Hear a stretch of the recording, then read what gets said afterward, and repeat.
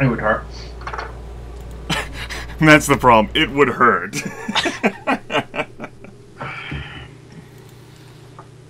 It's a valid concern with these kinds of things. Yes. Every time you want to eat a Soviet leader, I mean... What about your teeth, man? Yeah. Hence why I don't partake. Oral hygiene is important. What? You don't partake in so... You... You patrician asshole! Oh, I don't partake in your Soviet consumerism, good sir. Exactly. I'll just sit here on the floppy penis of Scandinavia.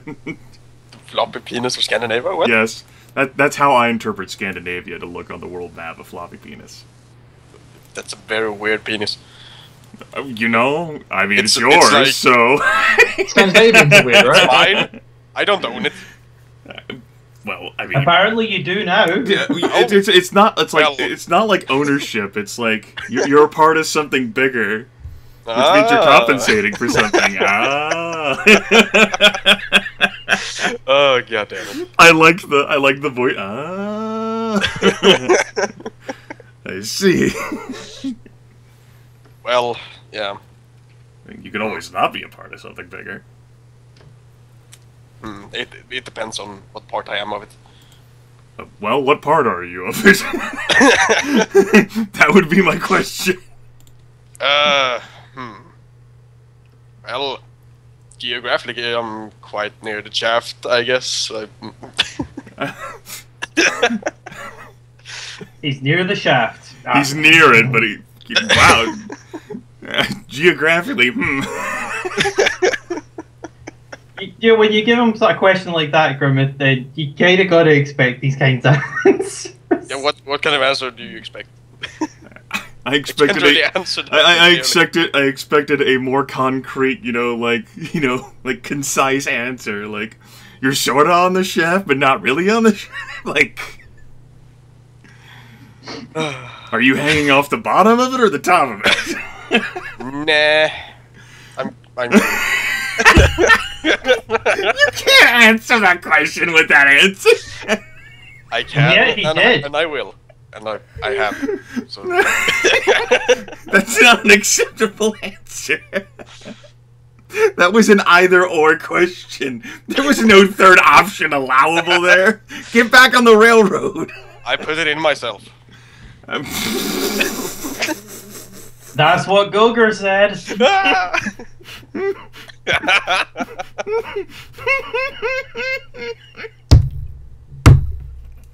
Wow, you know, broke already. That's quite an orifice you have there to put it in yourself. Oh, hi, sheep. Hello. Hey, sheep. I'm still 13 years old. So what did sheep miss there that we could rephrase, huh? Biscuits and sconces. And shafts. All right. It was a stimulating conversation. I'm sure it was.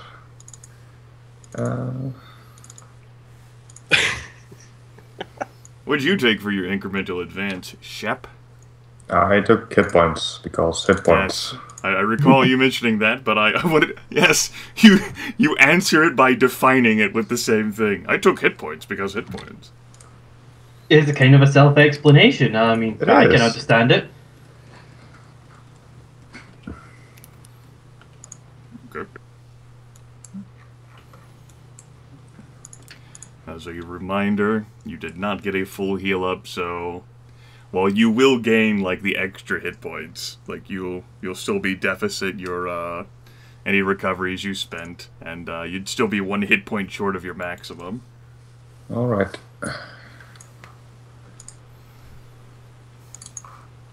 It's okay, that probably won't matter. You probably won't get into another fight this session. No. Probably. Well, I mean, you know. But it is us. We go hunt the basilisk, and the basilisk is like, I surrender, please. Would you like a cuppa? What?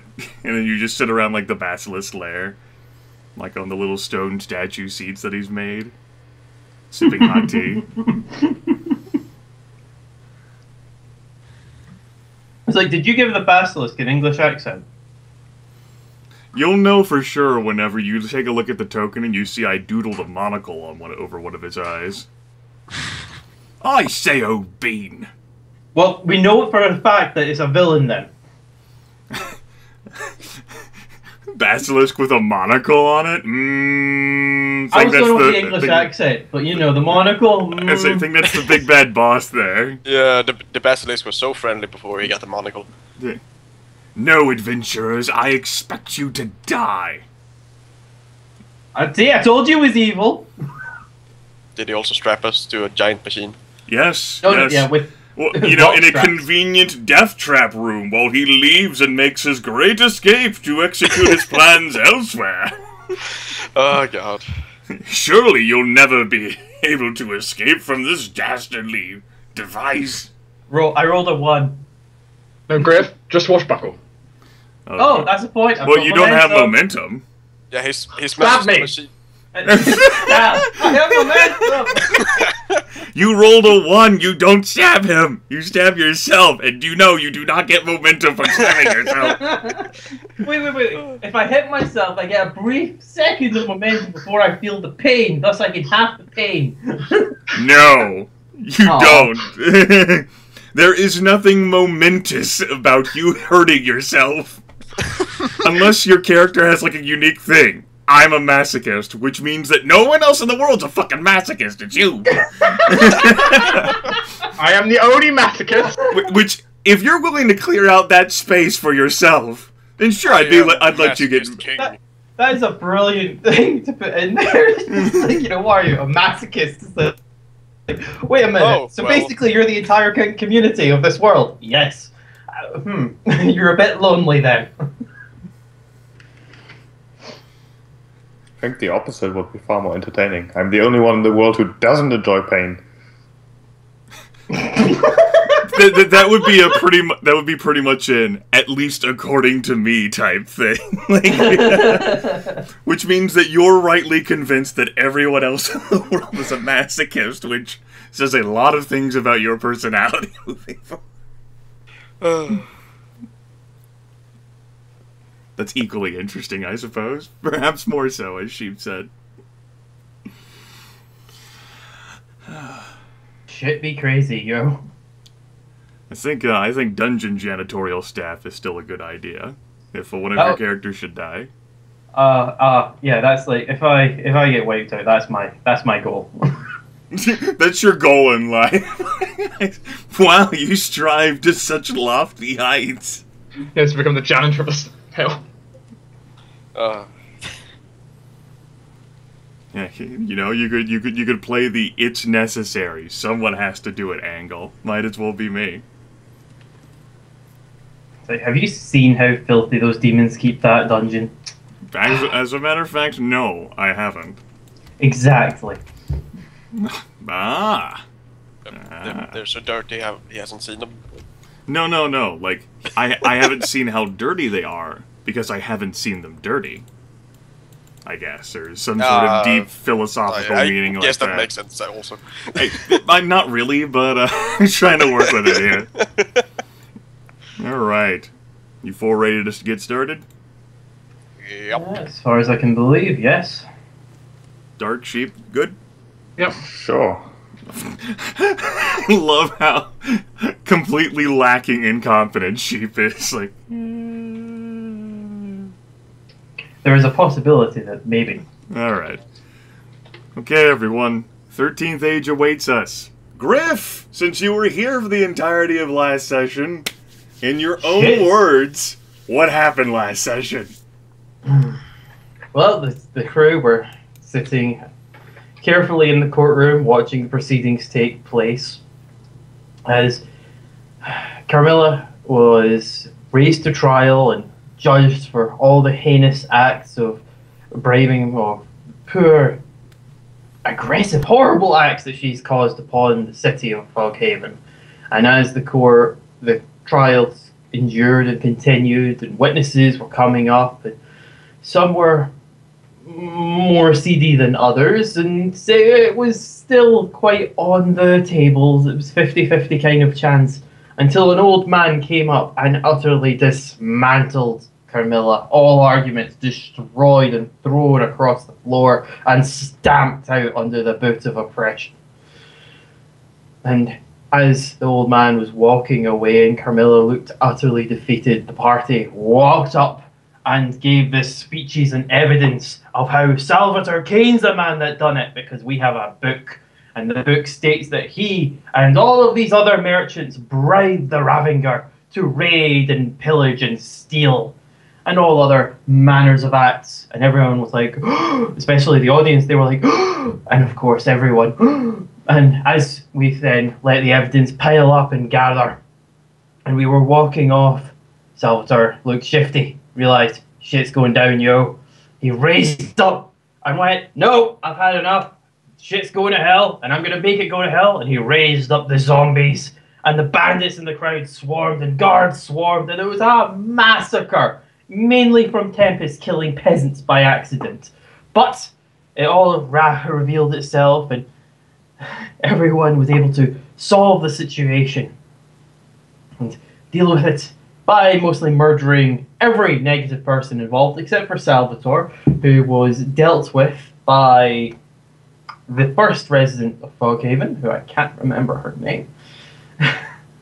Celia Melkor. That's the one, thank you. Who was able to beat down Salvatore and lead to the imprisoning of him. After that whole situation, where we had to deal with dark elves and bandits and zombies, I'm trying to remember the last part. It's mainly because I was starting to get tired at this point, so I was struggling to remember. Alright. Assistance? My delightful colleagues? No, they like, fuck you. They just decided to bury you, Gryph. I'm pretty sure I was gone at that point, so I couldn't help. I don't remember at this moment either. Dark? Oh, it was dark. Sorry, where did Gryph get to? I was having a drink.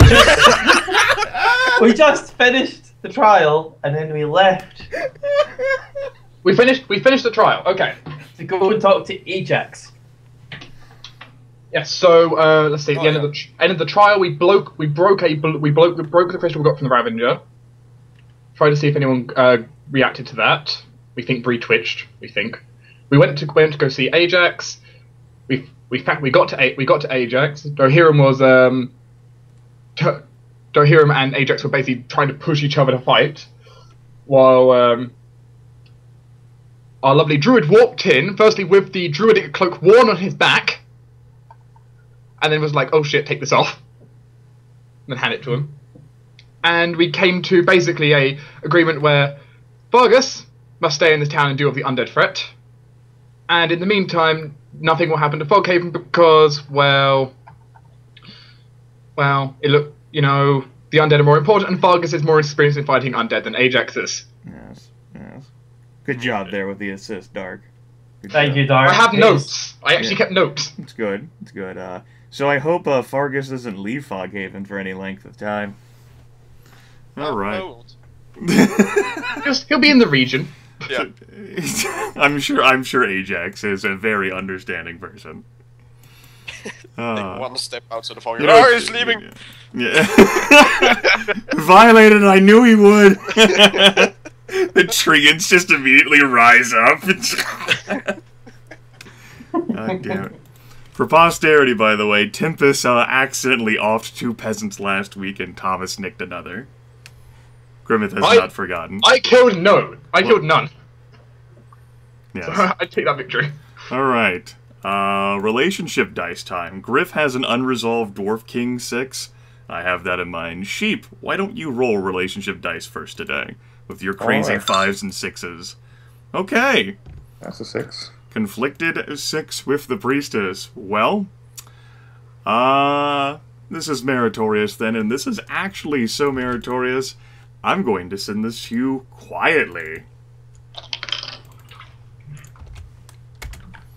Meanwhile, I'll look up what meritoriously means. Okay. Asthma man, give me your relationship dice. Right. Nope. Fargus is not able to leverage any connection at all. Gryph, relationship dice. Ooh. Okay. Oh god. Okay, well, that's going to be basically a double trigger there for the Dwarf King. And that's a 2 6s trigger? Okay. I will send this to you quietly as well. This is your double strength icon connection coming into play. And as for the Prince of Shadows, no quiet message here. We'll just resolve that one later on in the session. And I like 5s. I like 5s. Dark, give me your relationship dice. You do like 5s, don't you? I supply a 6 instead. You actually supplied something, and that is, Of course it has to be the goddamn Lich King. Yes, it does. And there's nothing directly for you at the start of the session, but whatever it is, it'll involve a thing. Dun, dun, dun. Alright. Also, for your knowledge, in my notes it now says 6 for the Lich King. Oh god. May the gods have mercy on me. Hey, it's gonna be a benefit, whatever it is. And if it doesn't get resolved, and if if I don't have an idea and you don't have an idea, then it'll just get poured over, and we'll make sure it happens next session. Just like the Dwarf King thing. Okay. So, let me transition here to intro.txt. Foghaven is still in mourning after the Town Hall massacre. It's more than the several dozen deaths. It's the betrayal, the treachery, the villainy. Salvatore Crane, a once-respected leader, knowingly aided the brigands strangling Foghaven. Who else among the guards and merchants is doing the same? The people are angry, and their anger quickly directs itself at the senators for their failure to protect the town. Consequently, the peasants have taken decisive action. Councilors and elders have invoked old town law and dissolved the Senate, replacing it, at least temporarily, with an autocratic system. The leader? Ursilia Melkor. Just hearing this, you aren't alone. The rulership change happened late last night, and the patrons of the Rampant Badger are vigorously discussing the news. How will Lady Melkor restore the peace? Can she put an end to the vile highwaymen? Maybe she'll call for aid from Newport, or she might hire mercenaries to patrol the streets. What about the food issue? Has the old man of the forest been appeased, or will the animals retreat into the forest? At this rate, Foghaven might not survive the winter. No one's for certain, but there's plenty of theories here at Conspiracy Corner. Woo, conspiracy! Corner! So yes, the session will kick off. I do believe it'll be the morning of the 3rd of Ready Reet. After you folks had some minor inactivity, Thomas is... Bjorn is still not feeling well. He's still recovering, so Thomas has been shunted into, like, tending bars in the afternoon, because Bjorn's wife takes care of it in the morning, and they don't do anything late at night. No, there are certainly worse things to do. Perhaps brushing up on his old bartending skills. And you other individuals have been engaging in your own activities. Dwohurim has left a note for you. He went with Lord Inator to investigate the magical wards to ensure that no further corruption has spread over the region. And he'll be back in some time, he thinks, several days. Oh. P.S. I hate Ajax. That goes without saying, right? But for Hurim, he makes sure he says that. Yes. That's how you'll know it's him. P.S. I hate Ajax. That's his signature. Instead of Dwohurim Harsca, I hate Ajax. And every conversation he just at some point goes, you know what I hate? Ajax. Yeah. And that's how you know it's him. Like, that's how, like, you weed out anyone pretending to be him. Yeah, he does like the Roman senator about Carthago. At another point, I think the should be destroyed. So yes, that's where the four of you start off at, the Rampant Badger, unless you don't want to start off at the Rampant Badger. If you want to be like in a little tent on the outskirts of Foghaven, far be it for me to railroad you to convenience. I like badgers. Sure, I see no reason why we should start outside of town. Okay. Unless we have finally decided to run away and leave this forsaken place. No. Bye, we're not. Dwohurim. Not yet. No. We'll consider that later. I think what we need to do is go and question Salvatore Crane about what he knows. I definitely agree. As long as we have the chance, we should certainly use that opportunity. Yes. He will not be staying here for long, I've heard. He will maybe be shifted off to serve his sentence elsewhere.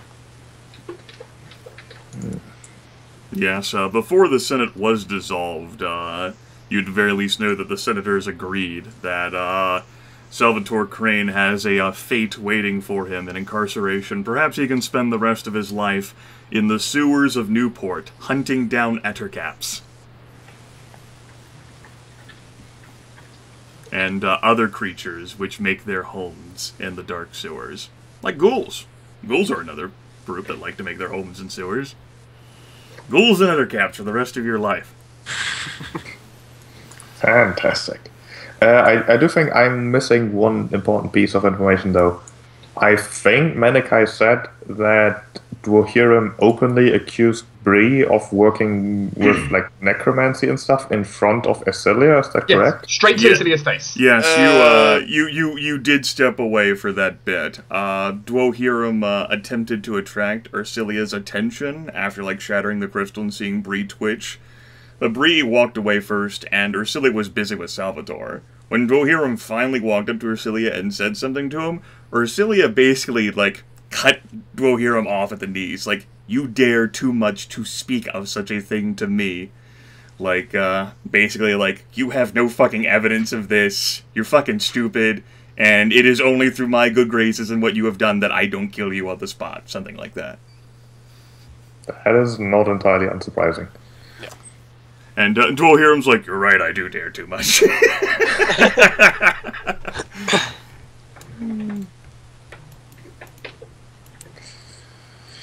Well then, I think we should see what Salvador has to say for himself. Might be interesting.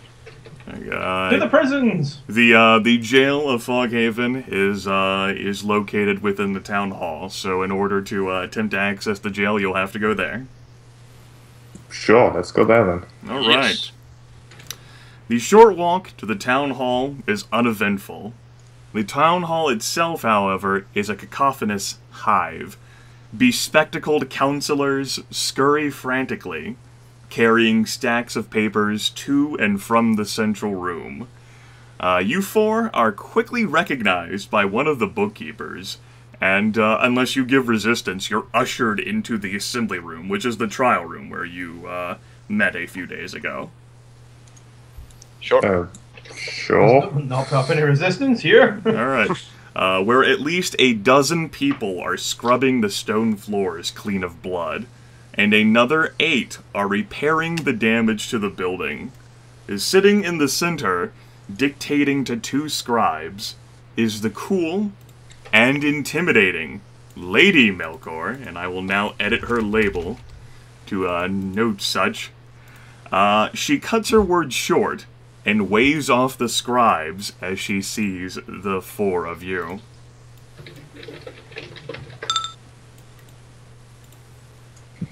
Yes, there has been damage to the building after the events of the massacre.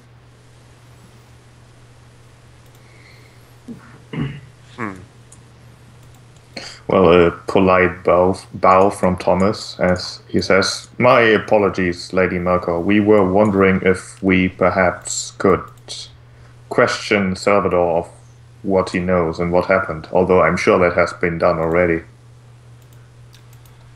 It has not. No. Not as thoroughly as I would care to see. My time has been spent attempting to stop the bleeding, as it were. It's also worth noting, taking a scan around, there are a number of who you imagine would be like guards. But it seems that whatever town watch there used to be, at least in this room, has been replaced by guards from the Melkor estate. In this case, 4 in particular. That being said, they're not really paying too much attention to the center of the area, probably because Lady Melkor is probably the least vulnerable person here. They're overlooking the people who are scrubbing the floors and doing work on the building. Oh, there's only... well, what has become of Dwohurim Harsca? Dwohurim has gone on a trip with Lord Enator to check the magical ward, since we found one disrupted a while back. I see. So you think he will be returning, then? At some point, though not within the... we don't know when. Perhaps Noting the length of maybe the less, trip, maybe more. yes. Such a long time. I had thought his care towards killing that Druid fellow would be such to drive him to stay here and see it done, but perhaps he is not as bloodthirsty as he appears. I have a feeling when he gets back, he may finish that business still. Yet he can be sensible if he wants to. Can be, does not mean he always is. Are we sure he's with Lord Ingtor, or maybe he's off to go and kill Ajax himself? You know how he gets. You know, when he gets a bee in his bonnet, he decides to lock in on it. Are we sure he's off to check the lines? I mean, none of you saw him leave with Lord Editor. Well, if he is up to kill Ajax himself inside the forest, he will not succeed. There's no way. I hope Ajax buries the body. I don't think he's that stupid. That would be incredibly foolish indeed. Dwohurim Harsca did not convey him as such, and if he were to risk the lives of my people with such a moronic task, it would reflect poorly upon his company that he keeps. Very well. You were saying something about speaking with Salvatore Crane? Yes. Yes, we are still very much interested in the well-being of the town as well. And we figure that Salvatore might be a link to something much larger that needs to be taken care of at some point. He obviously had support. Well, you saw the zombie things or whatever they were. I don't think he himself would be able to summon these. Really? He seemed to have done that himself. I do not think he had an item of sorts, not when I checked his person, that would allow him to create zombies from thin air. Well, my apologies, Lady Melkor. I have no proof of anything what I'm saying right now, hence why I want to talk to Salvatore. I'm just relying on what you could call a gut feeling. It has proven very useful in the past. Yes, your gut feelings of all of you have been of some utility in discovering rot that has spread within Foghaven, and as such, I am welcomed seeing you continue to stay here and pursue whatever means you wish. I will permit you, speaking with Salvatore, Ursilia will look over at one of the guards, who quickly snaps to attention. He is the one who checks up on them. We are very short on volunteers, or really anyone who wishes to pursue an enforcement duty after what has transpired.